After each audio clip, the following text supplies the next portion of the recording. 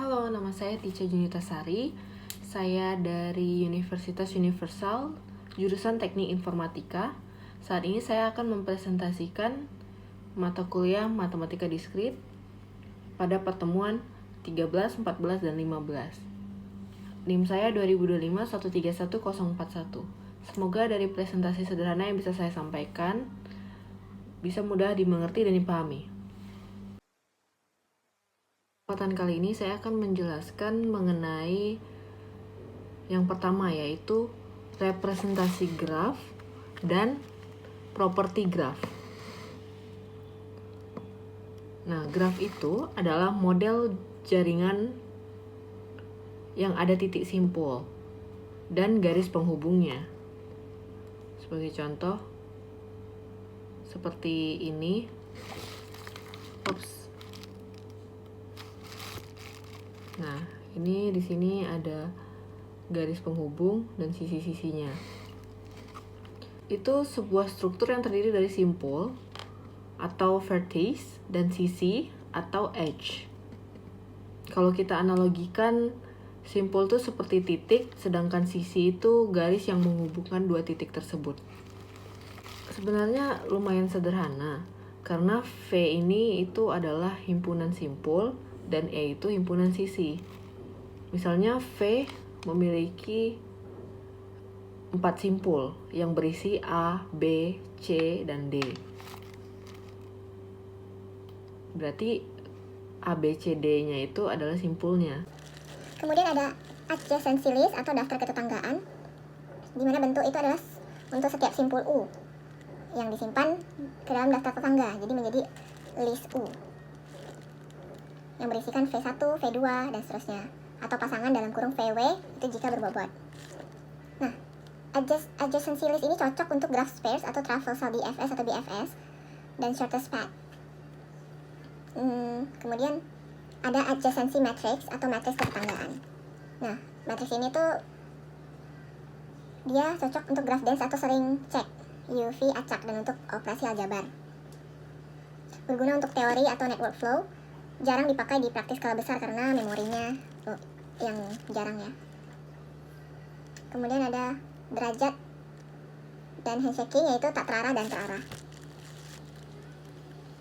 Dimana kalau tidak terarah itu rumusnya dek dalam kurung V titik 2 loop sama dengan tambah 2. Kemudian yang terarahnya ada dek tambah V, dek kurang dalam kurung V.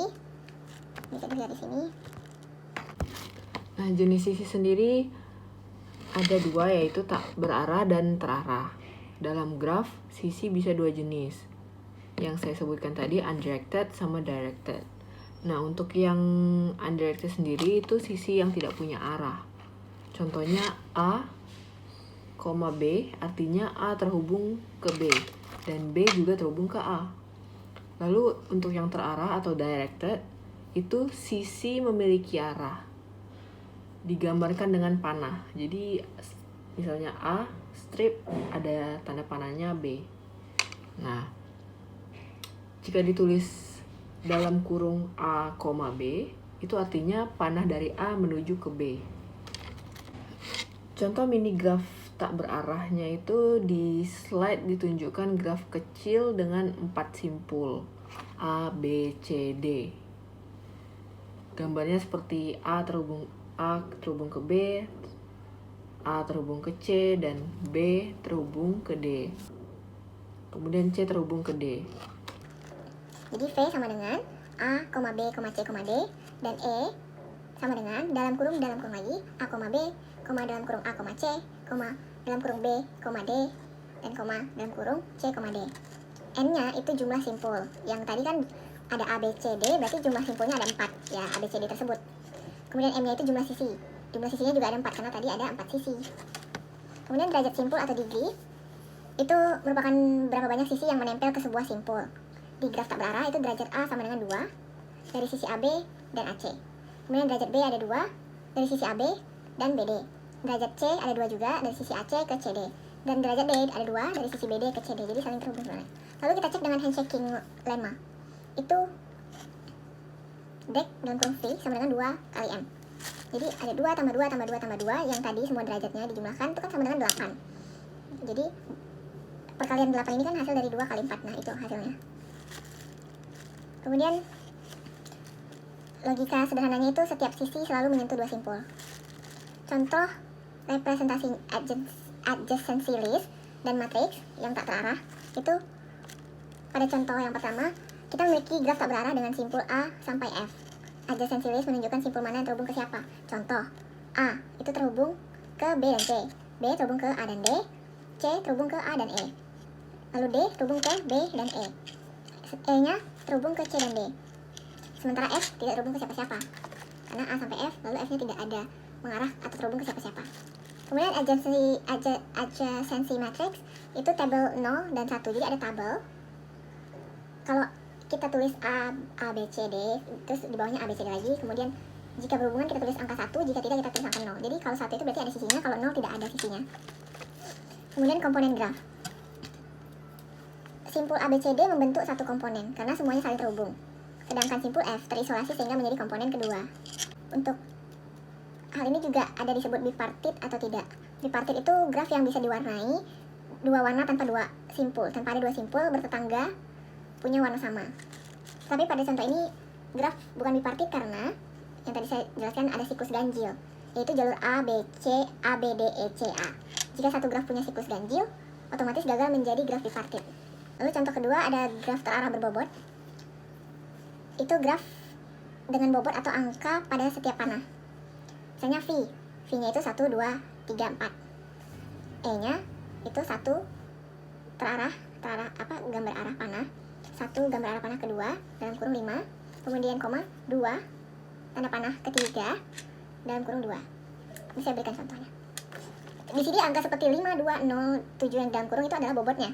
Kemudian derajat pada graf terarah. Graf terarah ini kita punya dua jenis derajat, yaitu out degree dan in degree. Kalau out degree itu berapa banyak panah yang keluar dari simpul, kalau in degree itu berapa banyak panah yang masuk ke simpul. Kalau 1 tadi outnya 1, innya 1. 2 tadi outnya 1, innya 1. Karena kenapa outnya 1 ya? Panah yang keluar dari angka 1 itu hanya 1. Lalu dia juga kena panah dari angka 2 tadi, kena. Jadi innya 1. Jadi berapa kali dia kena arah panahnya dan berapa kali dia mengeluarkan arah panahnya, itu in degree-nya. Jadi jumlah sisinya total outnya 4, gitu, total innya 4. Lalu dari contoh ini ada siklus, yaitu 1, 2, 3 ke 1 lagi. Karena kita kembali ke titik awal. Kesimpulannya pada graf kita pelajari ini, dengan memahami dasar-dasar ini kita bisa membaca berbagai jenis graf dan menerapkan pada banyak kasus seperti rute, jaringan, relasi data, dan sebagainya. Kemudian yang kedua, saya akan menjelaskan mengenai pohon atau DFS dan BFS. Jadi pohon itu graf yang terhubung tanpa siklus. Dan dua algoritma traversal paling sering keluar di ujian. BFS itu melebar pakai antrian, dan DFS itu menyelam pakai rekursi atau stack. Nah, kita tuh menggunakan DFS atau deep first search dengan masuk ke node sedalam mungkin terlebih dahulu, baru mundur. Contohnya seperti kita membuka folder di komputer. Kita akan membuka folder terdalam dulu, baru kembali ke folder sebelumnya jika sudah mentok. Pada graf ini kita mulai dari A. Nah, karena kita mengikuti urutan alfabetis, A menuju ke B, dari B kita turun ke D. Tapi D buntu sehingga kita mundur kembali ke B. Setelah itu kita masuk ke E, lalu dari E ke F. Setelah selesai kita kembali dan berakhir masuk ke C. Karena itu urutan DFS-nya adalah A, B, D, E, F, C. Dan parent-nya menggambarkan jalur kita, yaitu B berasal dari A, karena tadi kan habis A ke B kan. Jadi istilahnya A-nya itu parent-nya, karena B itu datangnya dari A. Kemudian D berasal dari B, dan E berasal dari B, F berasal dari E, dan C berasal dari F. Ngomong-ngomong, parent itu tadi apa sih? Saya belum menjelaskan ya. Nah, parent itu semacam seperti bahasa Inggrisnya parents, yaitu orang tua. Jadi dalam materi ini tuh parent seperti pohon BFS yang menghasilkan hasil dari yang paling utamanya. Maaf jika penjelasan saya masih kurang, tapi contohnya seperti itu. Jadi di DFS sendiri urutan DFS-nya misalnya A, B, D, E, F, C. Nah, parent pohon DFS-nya itu jadi kayak ada tanda panahnya. B itu kan berasal dari A. Jadi B tanda panah terbalik A, lalu D itu berasal dari B, dan B seperti yang saya jelaskan tadi. Seperti ini contohnya. Nah, masuk A ke B ke D buntu, mundur ke B lagi. Jadi begitu seterusnya. Nah, sedangkan BFS itu graf yang tak berarah, urut tetangganya alfabetis. urutan BFS-nya itu A, B, C, D, E, F. Nah, parents-nya, pohon BFS-nya itu B dari A, C dari A, D dari B, kemudian E dari B, dan F dari C. Jarak kedua F-nya itu ada dua sisi, yaitu A, C, F. Parent ditetapkan saat pertama kali ditemukan, maka F jadi anak C, bukan E, karena pertama kali muncul sudut pemrosesan C. Jadi, C yang pertama kali mengeluarkan atau memproses F, bukan E. Jadi yang pertama kali kena panah yang dikeluarkan C itu adalah F. Jadi itulah anaknya. Jadi nggak bisa panah kedua yang menjadi anaknya. Kira-kira seperti itu. Semoga tidak salah. Kemudian di pertemuan ke-15 kita membahas aljabar boolean dan logika digital. Nah, di dunia digital kan semua yang kelihatan canggih sebenarnya cuma kombinasi 0 dan 1. Aljabar boolean itu adalah bahasa resminya, dan rangkaian logika digital adalah badan fisiknya. Nah, operasi dasar yang digunakan di boolean ini tuh ada not, and, or, atau ada juga and, nor, XOR. Menggunakan hukum-hukum dasar aljabar boolean untuk menyederhanakan ekspresi. Kemudian ada tanda-tanda seperti ini. Nah, itu simbol-simbolnya yang kita gunakan di boolean. Kemudian versi matematika khususnya aljabar boolean itu untuk sistem yang hanya punya dua nilai. Biasanya ditulis 0 dan 1. 0 dan 1. Bukan benar atau salah. Jadi hanya 0 dan 1. Dan dipakai besar-besaran di elektronika, digital, dan komputer. Analoginya gini, logika profesional itu mikirin kalimat. Aljabar boolean itu mikirin sinyal 0 atau 1, tapi dengan aturan yang mirip. Variabel boolean dan nilai logika itu hanya bisa bernilai 0 dan 1 seperti yang saya bilang di awal tadi. 0 biasanya diartikan false atau off atau tidak aktif. Terus 1 biasanya diartikan true atau on atau aktif. Jadi ada angka itu ada value-nya gitu istilahnya. Nah, operasi dasarnya tadi yaitu not. Not itu apa? Penyangkalan atau negasi. And itu konjungsi atau dan. Bahasa Inggrisnya dan kan and. Or itu disjungsi atau. Nah, operasi not itu gambarnya seperti ini, simbolnya overline. Tabel kebenarannya itu ada A overline A 0 1 1 0. Jadi 0 itu membalik nilai. Jika A sama dengan 1, maka overline A itu 0. Jadi kebalikannya. Kalau A udah 1 berarti overline-nya 0. Kalau A-nya 0, overline-nya harus 1. Jadi ini kebalikan. Nggak boleh sama gitu istilahnya. Bisa ditulis sebagai simbolnya itu yang tadi, overline A, atau tanda seru A di pemrograman ya. Lalu ada operasi N. Nah, operasi N ini simbolnya itu seperti ini, V atau titik. Jadi A, N, B bernilai 1 hanya jika keduanya 1. Jadi tabelnya seperti ini. Jadi di tabel A-nya itu 0, tabel B-nya 0, maka operasi N-nya itu 0 juga. Jadi keduanya itu cuma bisa menghasilkan 1 kalau jika keduanya 1. Kalau A-nya 1, B-nya 1 ya operasi N-nya itu 1 juga. Sementara kalau di A-nya 0, di B-nya 1, walaupun ada 1 di sini, tapi A-nya kan 0, nggak sama-sama 1. Hasilnya tetap 0. Jadi harus ada angka 1-nya itu. Jadi seperti 1 ditambah 1 sama dengan 1. Biasanya 1 ditambah 1 sama dengan 2. Kali ini 1 ditambah 1 sama dengan 1. Jadi harus ada 1 di kedua kolom tersebut dan menghasilkan 1. Kalau di salah satunya 0, maka hasilnya tetap 0. Seperti contohnya tuh kayak kalau di dalam lampu ya, saklar A itu on, saklar B itu, saklar keduanya itu on. Jadi saklar A dan B lampu nyala hanya jika dua-duanya on. Kalau salah satunya off ya nggak bakal aktif gitu. Kemudian ada operasi operasi OR. Itu kebalikan dari ini tadi. Tadi kan ini N ya. Nah, yang ini tuh V gini tuh OR, atau bisa juga pakai plus. Ya. Jadi A or B bernilai 1 jika minimal salah satunya itu 1. Jadi kayak di kolom A kalau ada 1, hasil akhirnya itu juga bakal 1. Jadi intinya dimanapun kolom ini yang menghasilkan atau mempunyai angka 1, hasil akhirnya tadi, operasi OR-nya itu bakal angka 1.